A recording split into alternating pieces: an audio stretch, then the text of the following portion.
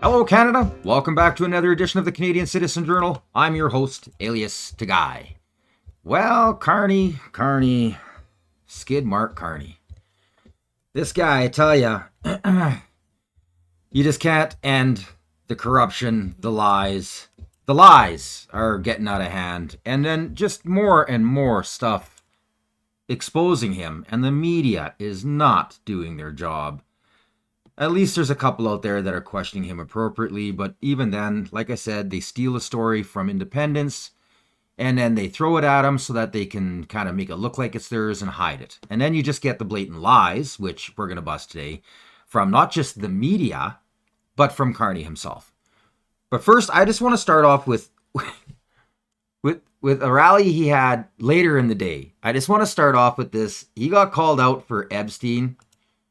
It's hilarious. So I just got to show you because, again, more lies.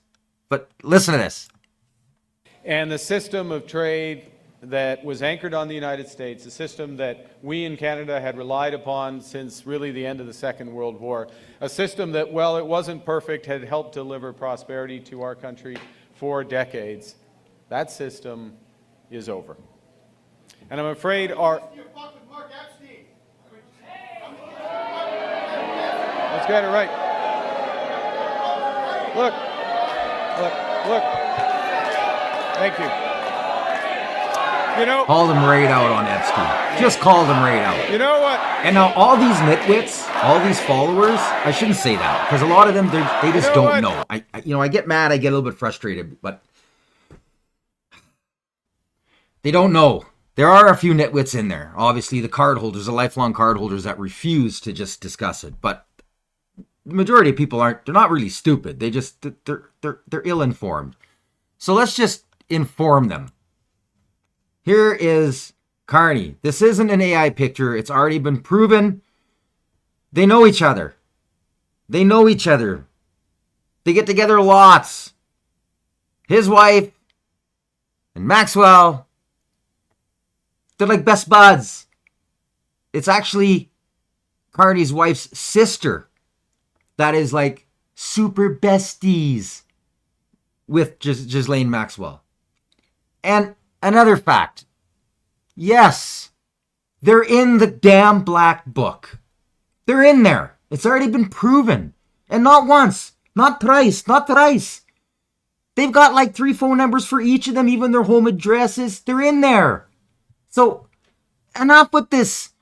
Media, do your job. Let these liberals know. The guy, he had to have known what was going on. And he's best buds with Prince Andrew. Come on. Media, do your job. Oh, it's so frustrating. Just so frustrating.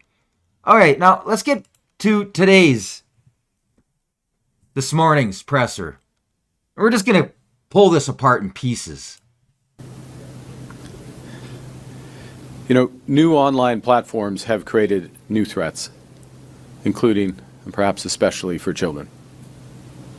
And as much as we think back to everything that Trudeau said, that's what I'm going to show you today.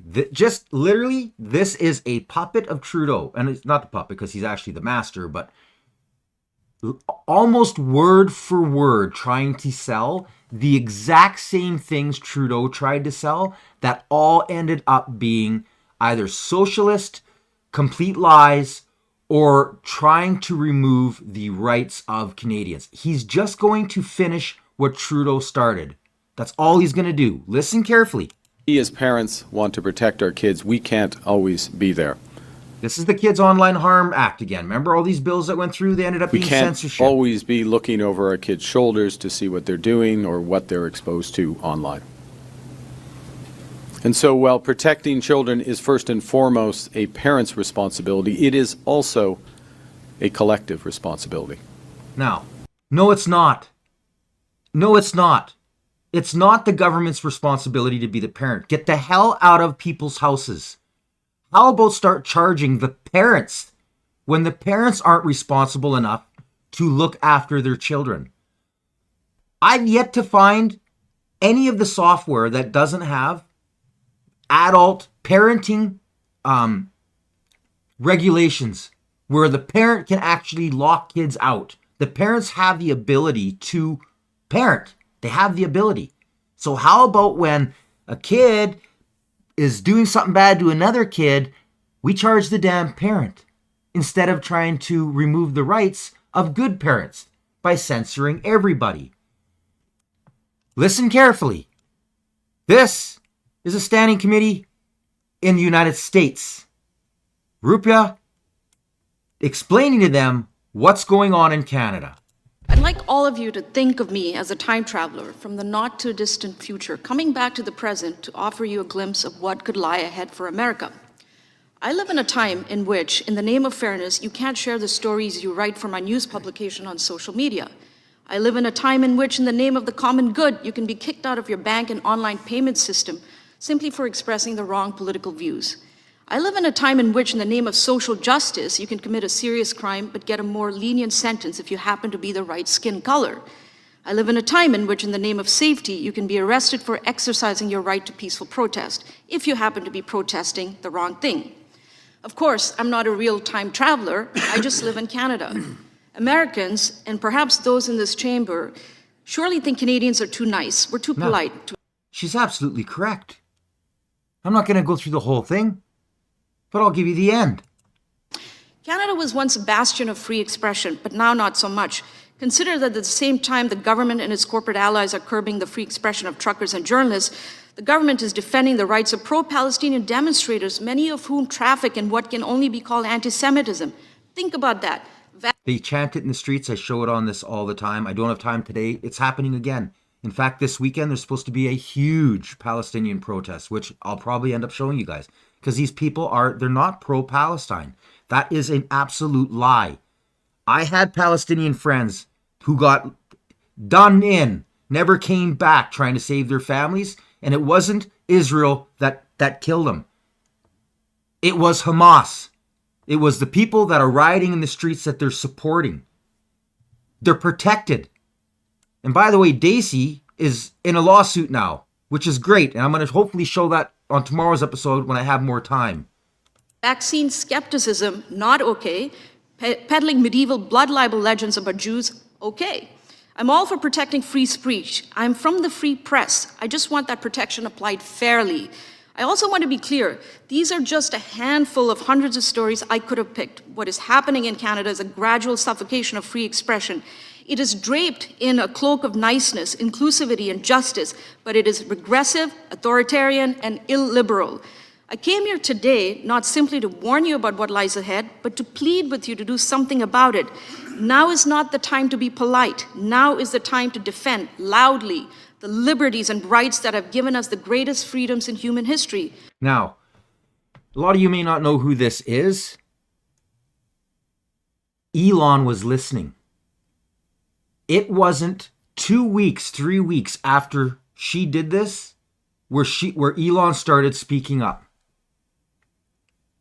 And then it carried through and got louder and louder. And the more she spoke and the more others went down to the States and spoke, the more advanced people felt comfortable in standing up for their First Amendment. You have to have that. And our government wants to take it away. Across the world right now, governments, in the name of the good, are considering or adopting measures like we have in Canada. Look at Dublin. They're about to enact a draconian hate crime bill that poses a dire threat to free speech. In Paris, President Emmanuel Macron has called for censoring online speech. This is to say nothing of Russia, China, and Iran. America is so exceptional, indispensable, really. Please do not succumb to the same illiberalism, authoritarianism. Please keep fighting for what you know is right. Canada is watching. The world is watching. Thank you. Now, she's absolutely correct. Look at England. They're literally going and arresting seniors for posting stuff on Facebook, for saying these pro-Palestinian protesters did this. And they literally did do it. But you can't say that. Cops come right to their door and arrest them. Tommy Robinson for exposing the rape gangs. In jail, solitary confinement. This is the reality of the world. If we allow this this liberal government to stay in power, that's where we're going to be. And it's going to take them short order because they're this close already. This guy is Trudeau 2.0 on steroids. He was the puppet master. The European Union has paused its retaliatory tariffs. Howard Lutnick has warned Canada to learn lessons from China's retaliation. What do you need to see in order to remove Canada's counter tariffs? Now, for those of you that don't know, everybody that negotiated, that came to the table and tried to work something out, Trump paused the tariffs, stopped it right there dead in its tracks. Let's deal. He's going to go 90 days. In 90 days, he's going to start dealing it country after country after country. Everybody who retaliated, either they left the tariffs on or they're in a tariff war. Do you want to know who they are? China and the two other countries most infiltrated by them, Canada and Mexico. Like I said from the beginning, you're poking the bear. You're poking the bear. And I've shown in previous episodes on what happened to Dougie. Big mouth, threats. Well, first thing, I'll say a couple of things. He still hasn't talked. He's talked to him once on the phone. Hasn't done anything except for raise Trump hell up here. I can't believe how many Canadians are turning against our best friends, our neighbors, our brothers. We have family that live down there, for crying out loud. All of a sudden you hate him because this idiot tells you to? Wake up, people. Make sure you like, share, and subscribe. I shouldn't say people because I'm talking to a great audience, but there's people out there that need to see this. It's absolutely crazy. If I may. First, it was welcome, the President's pause on reciprocal tariffs, as you know, but just for clarity for everyone, that didn't specifically apply to Canada. We didn't have reciprocal tariffs on, but the pause applied to most other countries in the world, with the exception of China. I spoke with President von der Leyen earlier today, had an exchange. I understand their decision to have developed countermeasures, but to delay the implementation pending negotiations. We've had very direct and frequent conversations with the United States officials, myself with the President. Once. He makes it sound like he's talking with them all the time. No, he hasn't. Once. He's talked to him once. Minister LeBlanc with his counterpart, Secretary Lutnick. I think they understand our position.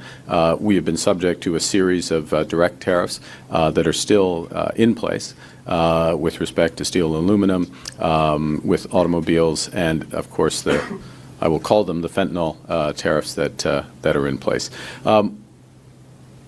Key point is that we have agreed to begin negotiations between the Prime Minister and the President immediately following the election, and we will ensure that the ground for those negotiations is constructive while we stand firm with our workers, protecting our workers, and building this economy.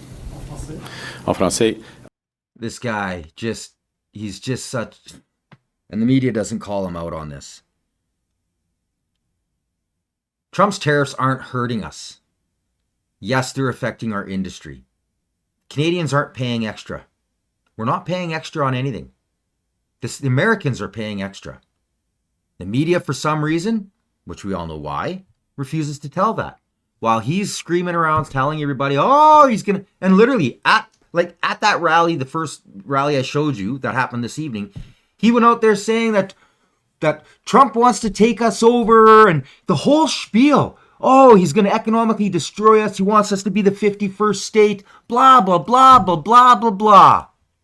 And I can tell you what they want.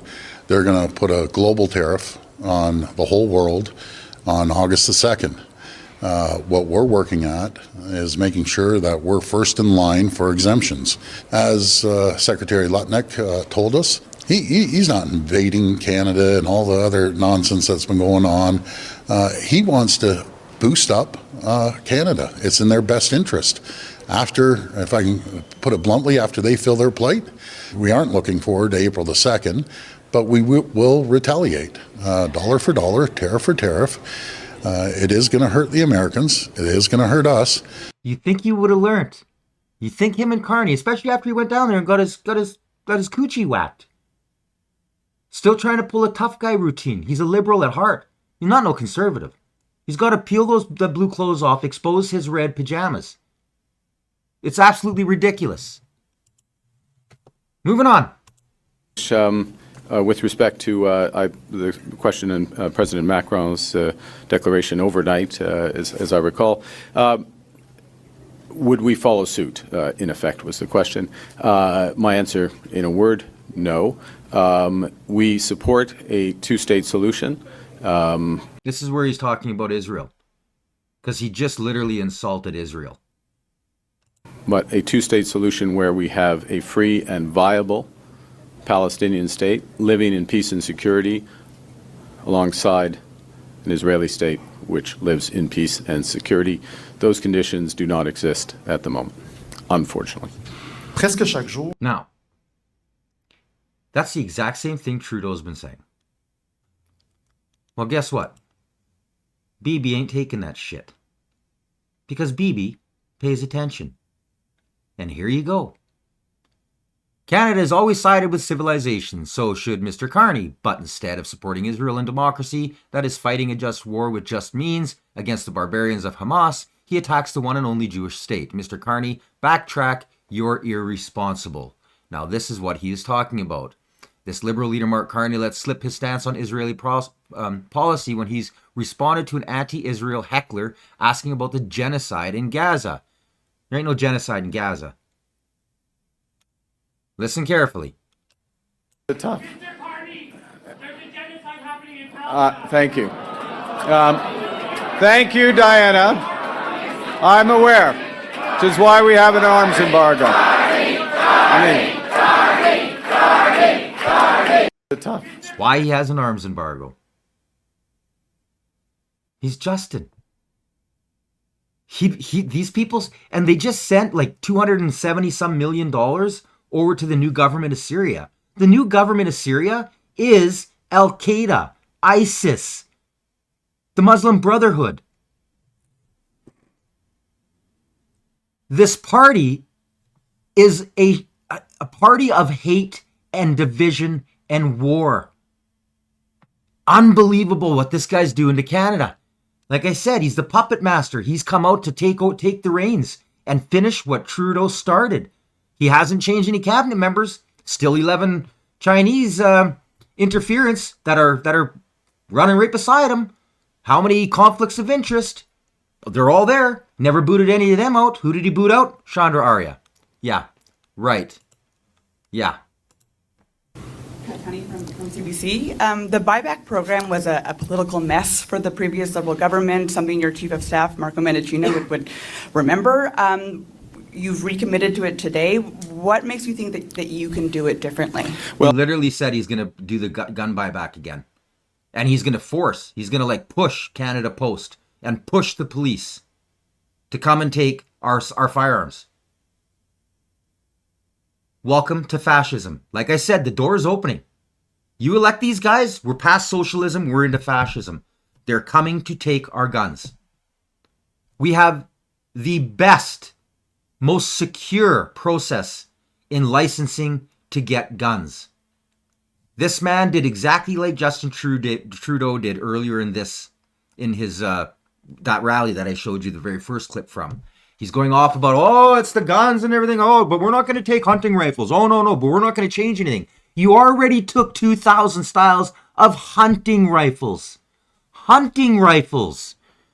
There's no such thing as an assault rifle in Canada. There hasn't been for 30-some years.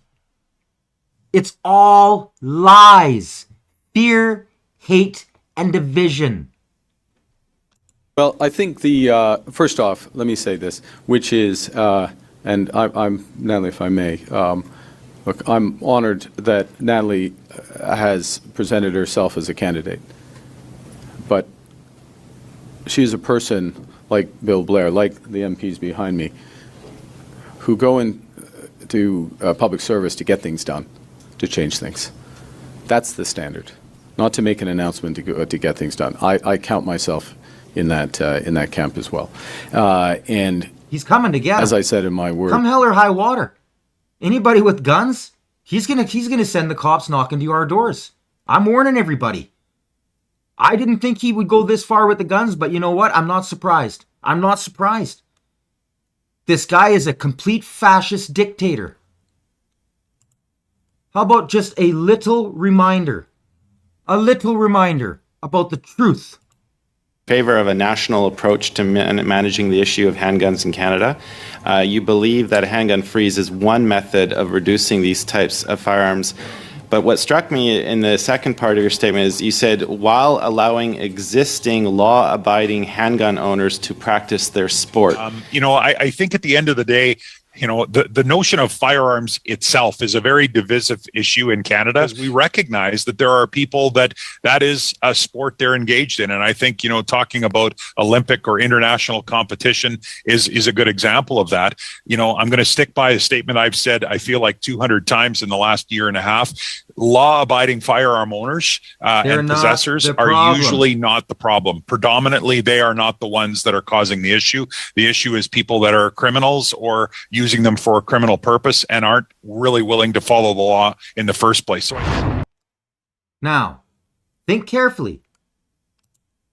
Gun crime, ever since this whole gun theft from the government started getting pushed, illegal firearms were increasing at a crazy rate.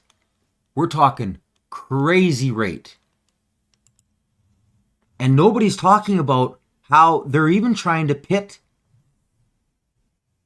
I guess you call it, anybody against Native. Natives are going to get special treatment, or the Indigenous are going to get special treatment. But everybody else doesn't. Well, I'm sorry, the Indigenous know that that's bullcrap. Because they know if you take away everybody else's guns, it's only they're next. It's gonna happen. It's gonna happen. We're not idiots. Now, here we go. I'll read it off to you. I'm only gonna read a little bit of it. This is how the Indigenous are absolutely PO'd. Liberals' gun control bill could put lives of Indigenous hunters at risk, especially the semi-automatic ban, that's what they want to do right off the hop. They want to ban every semi-automatic. I don't know if you're a hunter, if you've ever been out in the woods. I'm telling you, I've been toe-to-toe with the bear. I love my guns. If you're not out in the bush and you live in the city, well, that's a different story. Mind your own business. Inuit hunters are taught to prevent dangerous encounters and scare away these predators, but this is not enough. It could mean life or death when one or more aggressive bears are breaking into your cabin or tent. Hunters in those situations, he said, need to use their firearms to scare dangerous animals away, and often don't have the time to reload their firearms. If this bill is passed with the ban on semi-automatic firearms, we will have to shoot to kill, resulting in an increase of fatalities to wildlife, he said. This goes on, but this isn't the end, because there's more to it than that they're not talking about. I'm a hunter. I know lots of hunters. This is part of our supplementary food. If anything, I prefer wild over domestic. Most people in the bush do. It's healthier. It's better. What happens when you only have a single shot and you get a bad shot off? Now, how long does it take you to reload that gun? Now, how much ground has that animal made? Hurt. Now he's out of your sights. Now you're tracking him and you've got a wounded animal. Not only is it bad for the meat, it's bad for the animal. These people have no right thinking that they understand gun culture, because they don't. There's way more to it than that. I also have major predators. In one fell swoop, come right in and take out 40 of my chickens and hens and ducks and turkeys in a matter of an hour. Carcasses everywhere. What do? Shoo. Just shoo away, don't come back. No, I don't. I control the environment. When the predators get out of control, we're the ones who settle the environment and keep the pecking order at bay. Who do you think's Who do you think controls all of the herds of deer from getting out of control?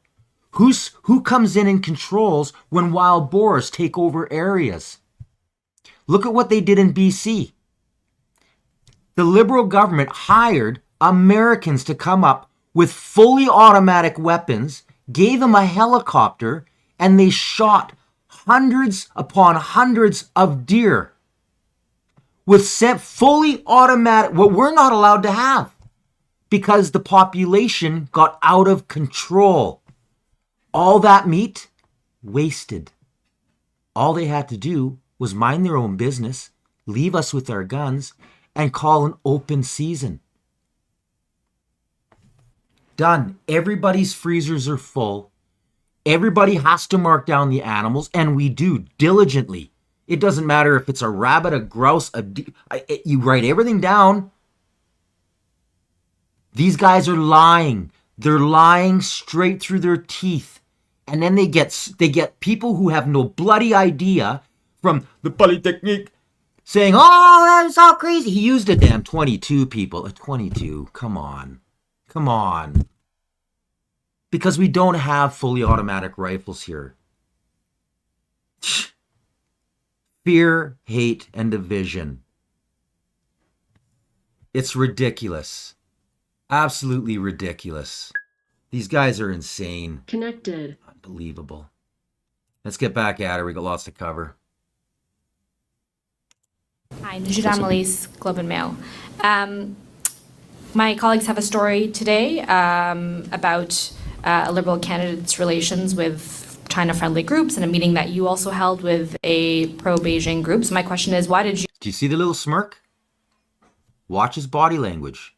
You know when he's going to lie. You meet with this pro-Beijing group, Jiangsu Commerce Council of Canada, and is the party okay with the fact that Liberal candidate Peter Yan has been so close with the Chinese consulate and China-friendly groups, given the public inquiry into foreign interference, says that this is a tactic China uses to exert influence? Okay, well, I'm sorry, but you can't believe everything you read in the Globe and Mail. So in your question, and I guess in the article in question, you said I had a meeting with whatever your term was, Beijing group. I've never heard of this group, okay? Never heard of this group. Certainly didn't have a set-up meeting with this group. Full stop. So check your sources before you write things like that, okay? Or your colleagues do. I'm a politician. Thought he was a businessman. Thought he was a banker. I go to events where there are hundreds and thousands over the course of a day of different people there. That is not a meeting. If somebody happens to be in the room, takes a picture with me, that's not a meeting, okay? First point. Secondly, with respect to Mr. Yun, this is a person who is... This is the guy that replaced Chang after Chang told his constituents, his pro-China and pro-China media, to kidnap him and take him to the embassy for a reward. Well, a new guy is even worse, which I've showed on a previous episode. He's literally worse. He's even more corrupted by China than Paul Chang was.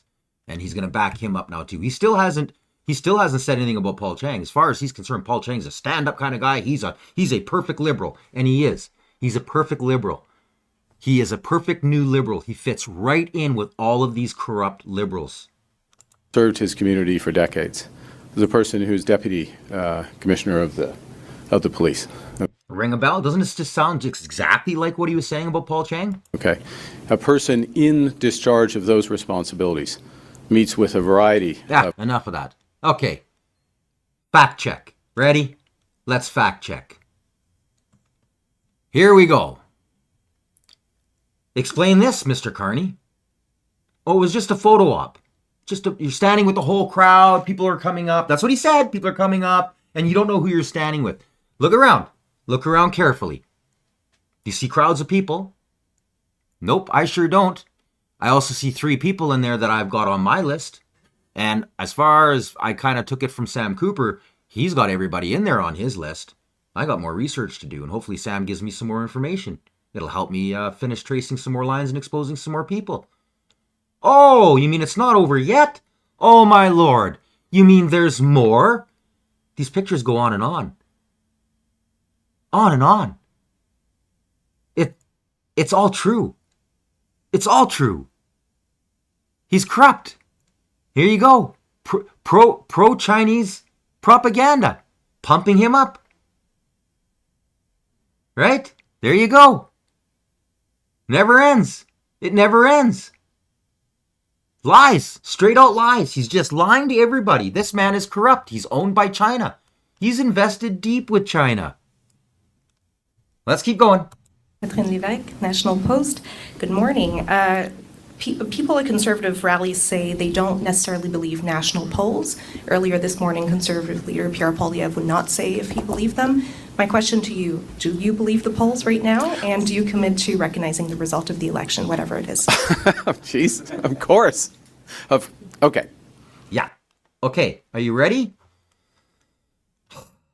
This is your media lying to you once again. It never ends. It just never ends. Here we go. Listen carefully. We've met people at your rallies who don't believe the polls. Do you believe the polls, and can you commit today that you will respect the results of the election no matter the outcome?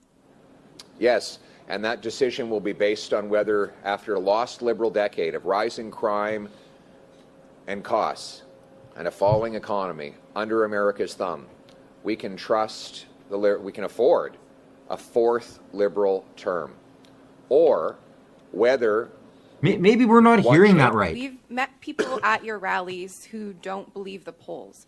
Do you believe the polls, and can you commit today that you will respect the results of the election no matter the outcome? Yes, and that decision will be based on whether, after a lost Liberal decade of rising crime and cost. There you go. There's more media outright lying. They won't show this clip on CTV and CBC and Global and all the rest of them, but they'll show the Mark Carney clip where she literally blatantly just right out lies. Right out lies. Ça fonctionne. Alors, renforce. Merci. Catherine. Catherine Lévesque, National Post. Good morning. People at conservative rallies say they don't necessarily believe national polls. Earlier this morning, conservative leader Pierre Poilievre would not say if he believed them. My question to you, do you believe the polls right now? And just keep busting mainstream. That's why I'm here. That's why I started this channel. And not just to bust mainstream, but to get you the facts that nobody else is talking about. And I shouldn't say nobody else. There is a pile of us soldiers out there called independent media. There's so many great small media outlets that are telling truth. It's important to like, share, and subscribe. Yeah, my phone's been going off the hook here today. It's pretty crazy. I got a couple big stories I'll be working on here too, by the way. So let's move on a little bit further. Morning, Mr. Carney. Mani Gupta from Road Today and South Asian Unlimited. My question is related to region of Peel. It's popularly known as the freight capital of Canada, but it's also becoming a crime capital of Canada with a growing number of extortions, daylight, robberies, carjackings, and especially city of Brampton, where we are right now, has installed 50 high specialized cameras at 50 locations to just catch the criminals. Yeah. Looking at the Peel Regional Police Association has endorsed Pierre Poilievre and Conservative Party of Canada. How will your government, if re-elected, bring a new ray of hope for local Canada? Well, let me say that first off, I recognize the seriousness of violent crime, crimes against property, and working closely. And yes, Poilievre's got all them endorsements. They just keep coming and coming and coming, especially since pretty much every policing agency is against this gun registry. There's no problems with legal gun owners. Give us back our guns, completely remove what they've so supposedly scratched off the list already. Enough is enough. Out of my dead hands. This is insane. That Peel, yes, like he just said, the reporter, they stand behind Poilievre 100%. With many of the representatives of the Peel region. That's part of the reason why we have developed the very comprehensive series of measures that I just announced. Yes, reinforcing policing, but tougher sentencing, cracking down on gun crime, making and going directly after which unfortunately is the case, as you would, I'm sure, know. In many cases, these are organized crime groups, and the penalty for being part of these groups dramatically increasing against crimes against violence. But that is part. So all of those aspects are there. Okay, but then and that's about enough is bull crap. So let's just go over this one more time. 10 years. Connected. This is where we're at. Homicide up 33%, auto theft up 39%, theft over 1,000 up 49%, identity theft up 121%, firearm crimes up 136%, child sexual abuse 141%, human trafficking 210%, extortion 429%, child pornography 565%. Everything they say is a lie. They're not protecting kids with the censorship bill. It has nothing to do with that. It's to censor us. It's to censor the adults. Same thing with the whole parents. That's why, it's not the parents' responsibility. It's not the government's. It's the parents. Every time the government gets involved, these stats go up. That's just a fact of life. It is the truth. That's what's going on. And let's just keep going. We're just about done here. So, why don't you concentrate on the fentanyl that they keep telling us about down in the States? Another super lab in the lower mainland. Fentanyl precursor chemicals and equipment seized by the RCMP at 3 super labs in the lower mainland. This is ridiculous. Look at it all.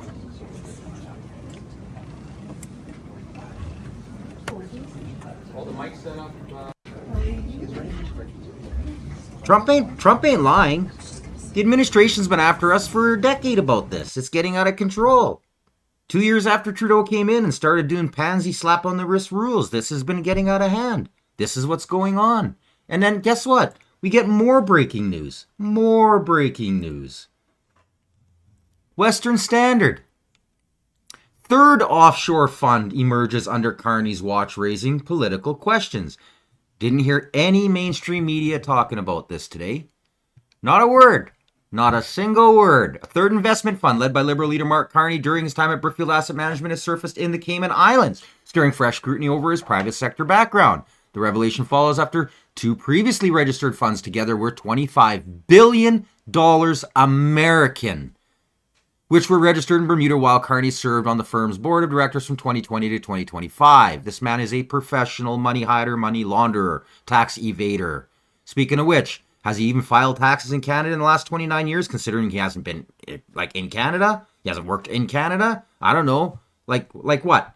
He come and he worked for, the Bank of Canada for a little wee bit, and then he took back off again. That don't count. According to the documents obtained by Radio Canada, the new fund, named the Catalytic Transition Fund, is valued at $5 billion USD and was registered in the Cayman Islands, a well-known tax haven. The fund adds another wrinkle to the ongoing political blah, blah, blah, on and on.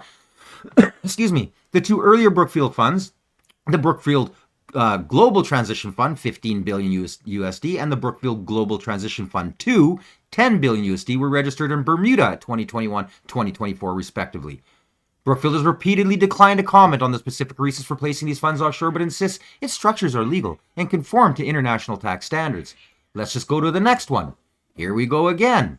This time it's Liz Truss again. Former UK PM Liz Truss says Carney did a terrible job as a central banker. Former UK Prime Minister Liz Truss called out the Liberal leader Mark Carney once again for his role as the governor of the Bank of England during an economic meltdown and warned Canadians to wake up. Truss has been outspoken as a critic of Carney's past, particularly after he entered Canadian politics, has been attempting to warn voters that his economic resume has major blemishes. On and on and on. It never ends with this guy. If the media was doing their job, if the media actually cared about what they were, about Canada and Canadians, all of this would be exposed. All of it. Crickets. Instead, ready? Are you ready? Go get the ball. Make sure you support local media.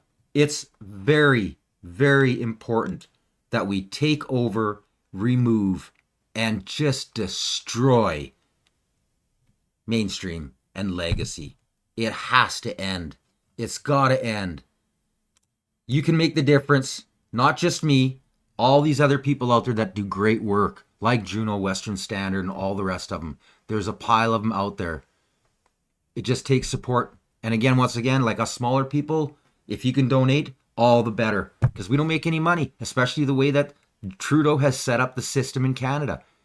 You go to the States, you can be making money. I could be making money right now. I'm sorry I'm not American. I'm Canadian. But I can't make money here doing what I do. They don't want us telling the truth. This is just the way it is. This is socialism. What can I say? Make sure you like, share, and subscribe. If you are subscribed, punch that notification bell so you don't miss any future episodes. Until the next time, you've been watching the Canadian Citizen Journal. I'm Alias Tagai. Stay informed.